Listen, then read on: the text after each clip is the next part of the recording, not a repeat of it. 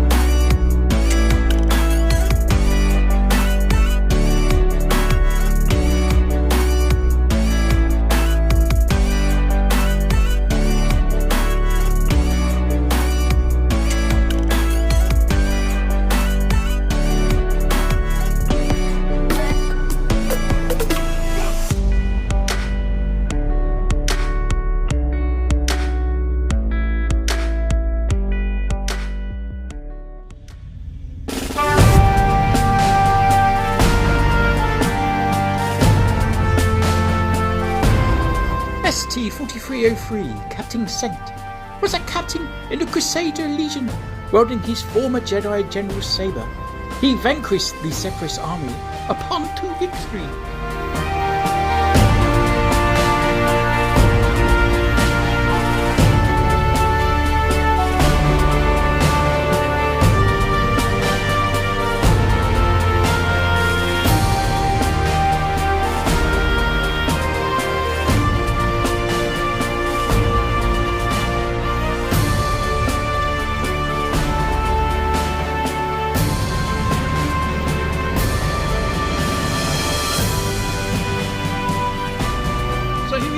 The St. George kind of / Templar Knight all finished and weathered and ready to join the others on the crossover shelf. Now unfortunately for our England players, they didn't quite match the Italian power. Unfortunately, I did think it was going to be a 1-2 to Italy, but it was a 1-1 in all. So well done guys, you've done well, you've done the country proud, and that's about it I can say, because I don't follow football at all. But what I was doing was actually finishing off this custom while the game was on. So as you can see, we didn't really use many colours on this guy. We kind of just sort of used various parts around and using that silver all over his armour.